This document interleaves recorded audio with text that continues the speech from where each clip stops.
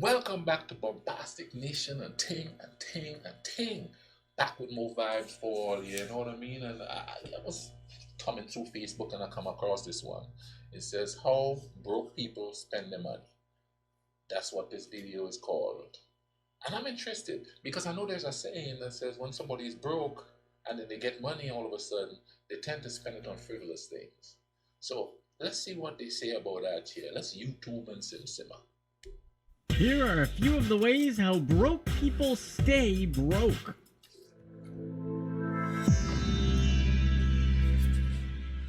Number 12, impulse shopping. Ooh. You know the easiest way to get rich? The answer is to build a business to generate income. However, the other side of the equation is to keep that money. Rich people don't spend money on silly impulse buys. We've all been there. You're up a little too late on social media and you scroll past an ad for something that you gotta have. Well, the truth is, you probably don't need that throw pillow that says live, laugh, love for 30 bucks or a designer t-shirt that costs 200 to 300 bucks that you randomly walked by. All these things quickly add up. But the real truth is this. If you've ever wondered how rich people manage to build their fortunes, it's because they're too busy to buy anything. We can guarantee you Jeff Bezos was way too focused on building up Amazon to go out and try to spend the money he had at the time. In 2017, the Americans spent $17.8 billion on impulse purchases. That's an average of $5,400 per person. Over a lifetime, that's $324,000. But it's all relative. To someone who doesn't have too much money, it's a lot of money. But to multimillionaires, it doesn't matter. Whether that number is actually correct is besides the point. The main point is that unless we're rich, the impulse buys do matter. And keeping what we earn goes a long way. Yeah. Number 11, It's credit hard. cards. Here's another investment tip from the wealthy. Don't spend money that you don't have. When you think of the average billionaire, maybe you picture a wallet full of credit cards. But they don't. But it's not true. Why is this? It's to streamline finances and prevent unnecessary spending. Rich people use credit cards as a tool and not as a crutch. They'll use it to their advantage and play the points game so they can get free stuff.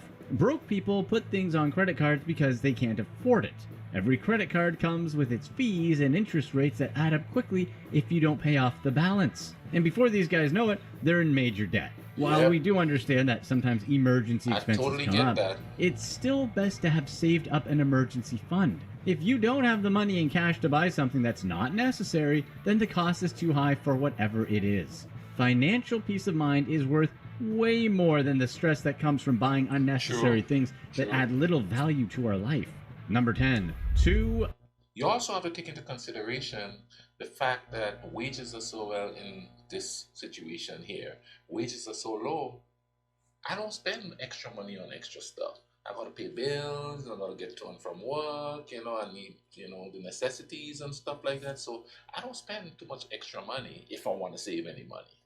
So this broke people they're talking about is people who actually have extra money and instead of saving it, they're spending money on frivolous stuff. Whereas there's a whole lot of us that actually don't have that extra money to spend on frivolous stuff. Now, when we get a lump sum of money, that's another story there. We probably go buck wild spending on all kinds of stuff. I won't. I'm 7'1". I can't go out there and just buy Gucci stuff. I got a special order of Gucci stuff. much home. You've heard it before, live within your means. But most people just don't. A lot of people live in houses that cost way too much or in apartments with rent that they can't afford. And most of the time it's because they live in a place that is just way too big for their needs. A rent or mortgage is typically the biggest monthly expense. Question is, how much do you really need to live? Take for example Warren Buffett. It might sound crazy, but one of the richest men in the world still lives in a $31,000 house that he bought in 1958. He still lives in a house he bought 60 years ago, and that's way less than 1% of his net worth. The average American spends nearly 30% of their income on housing. Yes, housing does appreciate, but it's still just paper money until it's sold. Plus, there's the expenses associated with a big house. Former heavyweight champion Evander Holyfield famously blew his millions on a 44,000 square foot, 109 room mansion in Atlanta. Actor Nicolas Cage depleted his $150 million net worth by owning over 15 different residences across the country. Yes, real estate done right can make people a lot of money, but many Americans are doing real estate wrong by draining their money with too much house. Number 9, screen time. If there's one thing rich people don't do, it's waste time. While 12 hours of Fortnite might be fun, it doesn't help the vast majority of people make money. In 2015, one study showed that most rich people spent little to no time playing video games or watching TV. On the other hand, people who make less than $25,000 a year tend to spend much more time on these activities. Instead of playing video games or watching TV, most wealthy people will find themselves reading books instead. Basically, they're developing a talent stack that can either make them money or it makes their lives better overall. There's nothing wrong, of course, with taking some time off to relax by watching a movie or TV show once in a while, but consistently using time to consume mindless entertainment for hours and never working on themselves is a big reason why broke people stay broke. Number 8. Check this out though. When you have money, you can relax and do those things. Now, you could do it when you don't have money because I do it. But what I'm saying is, when you have money, you know you could get up and go to the Bahamas or, to a fancy place at any time you want to. When you're poor or when you're broke, you tend to want to forget, okay, when I come home from work, I don't want to think about work, you know what I mean? I want to come home and just relax. So I watch YouTube videos. I don't want to come from work standing all day, carrying stuff all day, then to come here and go back to work. I'm too tired, mentally and physically. Well, that's just sometimes. I'm never really tired. I'm always going. But that have a part to play in it too. I mean, when you're broke and the job is stressful, which most minimum wage jobs are, which is what most you have here, and you come home, you just want to relax. You could do two things: come home, relax, and just forget the day by binge watching TV, or you could fight with your family because this bill needs to be paid, that there, blah blah. All this other stuff is going on. So I could kind of understand why people would just get off work and come home and vegetate, because I'm telling you, man, those big corporate people think they have issues. They have issues with trying to make money. Down here, where we all working for a living, we have issues with trying to survive. So we just vegetate when we go home. Useless fees. Having to pay a late fee for, say, a credit card bill sucks for anyone. Once in a while, it's understandable. Somehow it slipped our mind or something unusual happened. But if someone is consistently paying useless fees such as a late fee, parking tickets, or overdraft fees, then there's something wrong. These fees are an indication of a deeper issue. It's basically the lack of planning. Rich people don't pay a penalty fee for something that they can control. Why pay fees when you don't have to? Credit card companies collect billions of dollars in late fees. These companies essentially have a business model because they know that people can't pay bills on time. There are a few fixes here. For payments, just set it on autopay. For something like a free trial or for some service, set an alert a few days before the free trial expires. Number 7, the latest technology. Rich people definitely use technology, but most of them aren't the ones spending thousands of dollars a year on the newest gadgets. Every year, Apple puts out a new iPhone that costs somewhere around $1,000 for the top-of-the-line model. But how much different is that phone than the previous year's model? Is the phone that much faster? Did those 3 lenses on the back significantly improve your quality of life? Did that $1,000 help your business make money? Probably not. While it's important to stay up to date on technology, broke people stay broke by buying new updates to electronics just because. The reality is that the new and improved version is not something that's essential. Number 6, making it rain. Contrary to what rappers might have you believe, rich people don't go blowing their money in the club every weekend. Overspending is one big reason why rappers go broke. Find out more here. One common theme you see with rich people is a lack of extravagance in their day-to-day life. They don't need that validation. They don't need to try to convince people that they're rich. They simply are. Wealthy people are always trying to consistently improve personally and professionally, and drinking until you can't remember the last 3 nights of the week isn't exactly how someone betters themselves. Nope. The way broke people spend their money is going out 3 to 4 times a week. Each night out adds up to thousands of dollars in the long run. There's the Uber cost. Let's say it's $20 each way, so $40. Then there's the cover charge if you don't get a table, and let's say it's $40. Then there's the $20 to $25 drinks in the club. We'll keep it conservative and say 4 drinks. Right there, that's almost $200 minimum for a night out. But really, what's the most troubling thing here isn't the money spent, but rather the mentality that's keeping broke people broke. Number 5, lottery tickets. You probably bought a lottery ticket at some point in your life. In fact, we all probably have.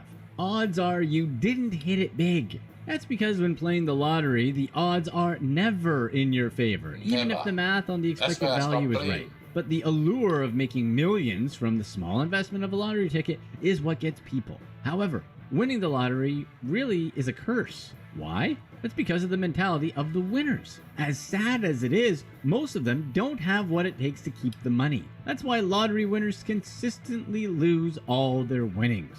One study showed that poor people buy a disproportionate amount of lottery tickets compared to high-income earners.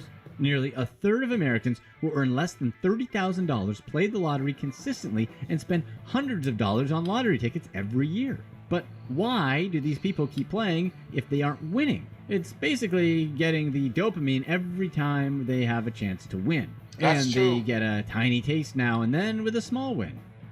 Number 4, gambling. Ooh, Speaking of never the gambled in my lottery, life. gambling is a losing proposition in the long run too. It's another form of mindless entertainment, just like drinking at a bar. The odds are never in our favor. Play enough and in the long run, whatever money we gamble, the casino is going to take all of it. Casinos are built on people gambling away their disposable income.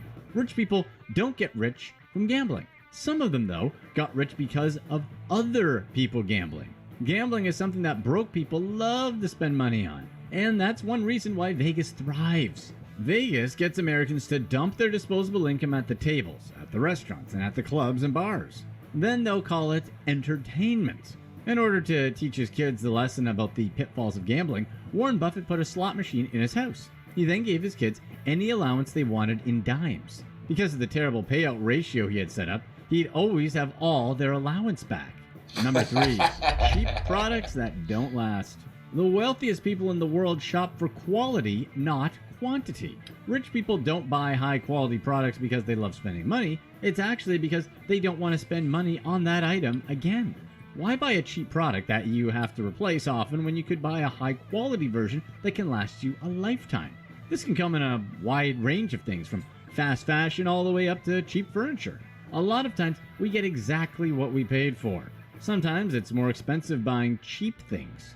In general, True. we should be looking long-term whenever we buy something. Instead of just looking at the price tag, we have to do calculations on whether it makes sense to buy something slightly more expensive but will last longer. Broke people, unfortunately, don't think long-term and think only of right now. Number 2, luxury brands. Social media and music make you think the way to look like you have money is to have on a pair of Yeezys and a Versace shirt. The only reason to wear clothes like that is because you like it and not to make people think you have money. Broke people will spend a lot of money to look like they're not broke. The type of people that care more about the brand of clothing that you wear rather than your personality are the type of people you don't want to be around. If you look at some of the world's richest people, you'll notice that their choice of clothing is pretty minimal. Steve Jobs wore the same dad jeans, turtleneck, and New Balances for decades. Mark Zuckerberg might only own gray shirts and blue jeans. The point is that some of the richest people in history don't wear $1,000 sneakers and $500 shirts to prove their success or have it as an extension of their self-worth. Just like in many other aspects of their lives, they choose simplicity over extravagance. It's this mentality that allows them to stack cash. And of course, it saves them money and it eliminates the distractions.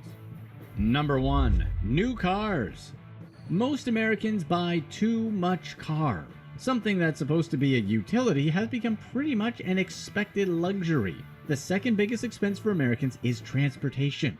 Once again, living above their means is how broke people stay broke. Flashy cars are a huge reason why broke people never get ahead. They keep on trading in cars for a newer one, and those car payments continue. Experts recommend that we spend roughly 10% of our yearly income on a car. The majority of the US population spends almost twice that amount on transportation. Yes, a car is something we all need, but there's no reason to go overboard on spending money for a depreciating asset. If we can afford it, it's fine. But if not, just buy something that gets the job done. Just as a point, Jeff Bezos drives a Honda Accord to get around. Here's what's next. See, man, that's some cool advice there. Luckily for me, I'm 7'1", so I can't just go out and buy stuff, the newest style of pants, shoes, and all of that. I got to take what I could get. And what they say about buying something more expensive, like I would sometimes just buy a cheap shoe because I figure like that. Within a month, boom, that thing is busted. I lost. Somebody's trying to call me, bumbo clock. But anyway, I lost. So, I tend to buy, my mom taught me that to always buy expensive stuff because they last longer. Uh, that's not the case in everything, but I think that's the case in a lot of the necessities that you need, like shoes. You buy an expensive shoes. Not only will it be possibly be stronger, you're going to take more care of it because you spend so much on it. You could just beat up a shoe that you spend a little money on, boom, bam, boom, and that's done. Anyway, that's pretty interesting. But broke people do spend more money than they need to instead of hanging on because keeping up with the Joneses. I got to look this way. I got to present this sort of image instead of working on the personal aspects. But anyway, food for thought. Do me this favor. In the comment section, tell me what you would purchase if you had a whole lot of money. The one thing that you would purchase first, if let's say you get $1 million, what will you purchase? Hit me up in the comment section. I'll put the link for the video in the description below so you can go check out the video and check out that channel, see what they're all about, you know what I mean? And don't stop watching. Right there, you could go into the next video, okay? Cool runnings, people.